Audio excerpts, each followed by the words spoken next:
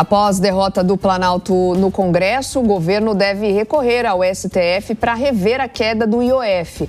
Em visita à Jovem Pan News, o governador do Mato Grosso do Sul, Eduardo Riedel, tratou de diversos temas, entre eles o do imposto sobre operações financeiras. A reportagem é de Daniel Lian. A polêmica sobre a elevação do IOF não é uma batalha entre o governo e o Congresso. Essa é a avaliação do governador do Mato Grosso do Sul, Eduardo Riedel. Para ele, a população do país não aguenta mais o aumento de tributos e o Planalto deveria liderar a atitude de corte de gastos. Acho que não é nem um embate do governo com o Congresso, é um embate do governo com a sociedade.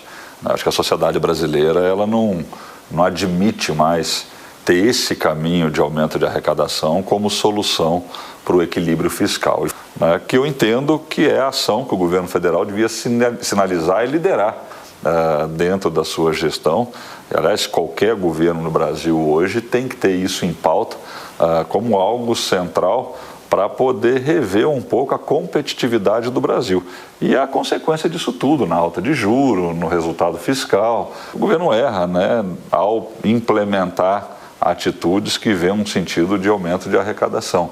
Creio que existem uma série de rubricas dentro do orçamento que podem ser discutidas para poder diminuir gastos em alguma área, né, com melhor qualidade desse gasto. Ele não enxerga uma sinalização do governo federal no que diz respeito a cortes. Não vejo, e talvez aí esteja o grande problema. Se o governo liderasse essa agenda e falasse, olha, nós vamos rever aqui uma discussão previdenciária, vamos abrir uma reforma administrativa, vamos perceber como que a gente pode otimizar, né, os 280 bi de gasto social. Não é ser contra o gasto social, mas a gente sabe que tem muita ineficiência em algumas situações. Vamos discutir o BPC. Eu não tenho visto essa agenda clara por parte do governo, né? Questionado sobre a reforma administrativa que sofre resistências e poderia minimizar o inchaço da máquina pública, o governador prevê que, pelo menos num curto prazo, não deve sair do papel. Eu acho que há um ano do processo eleitoral é muito difícil liderar essa agenda nesse momento, mas é o necessário.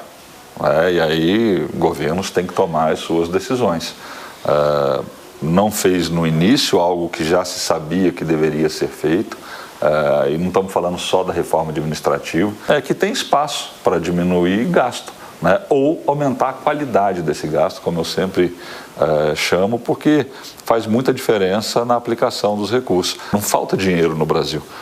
Para todas as áreas, a gente fala de saúde, de segurança pública, de educação, né? Você tem todas essas áreas vinculantes como saúde e educação e é um volume de recurso muito grande, né? Mas muitas vezes a gerência desses recursos ela não tem a maior eficiência que poderia ter. Então, eu acredito que é difícil tirar do papel, nesse momento, a reforma administrativa.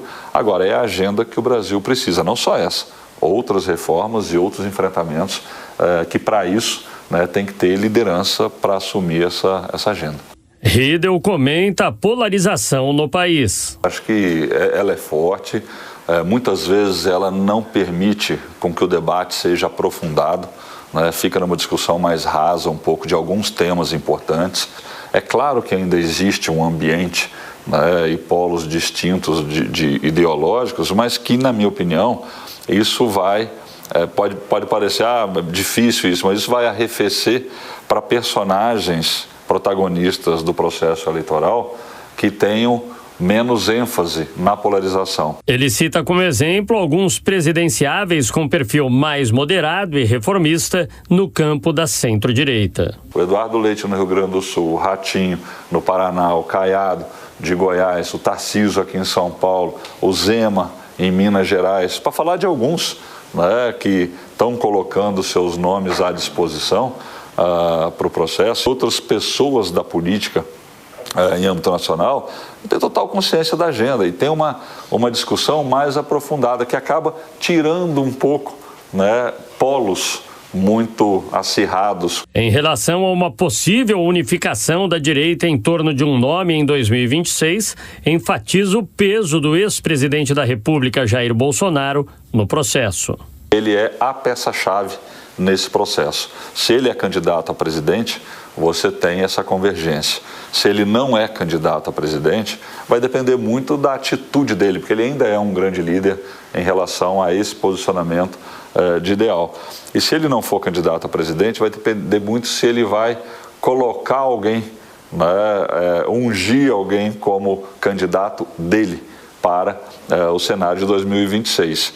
E aí você pode ter uma convergência ou não. O governador sul-matogrossense avalia que o enfraquecimento do PSDB muito se deve à polarização. Eu acho que ela decorre justamente da polarização, que começou lá em 2018. Talvez o partido não tenha conseguido se colocar de maneira clara dentro desses dois polos e foi perdendo protagonismo. Isso é um fato. Durante a visita aos estúdios da Jovem Pan News, Eduardo Riedel abordou diversos temas, mas quando o assunto foi direcionado ao seu futuro político, desconversou se permanecerá ou não entre os tucanos. Eu não sei responder essa pergunta ainda. Eu tenho um compromisso com essa nossa base política no Estado, e essa base política está no PSDB e é com eles que eu vou conversar. É claro que eu converso com o PSD, converso com o PP, a senadora Tereza é uma grande aliada, está lá no Estado com o PP, converso com o PL, que lá no Estado é um grande aliado, converso com republicanos.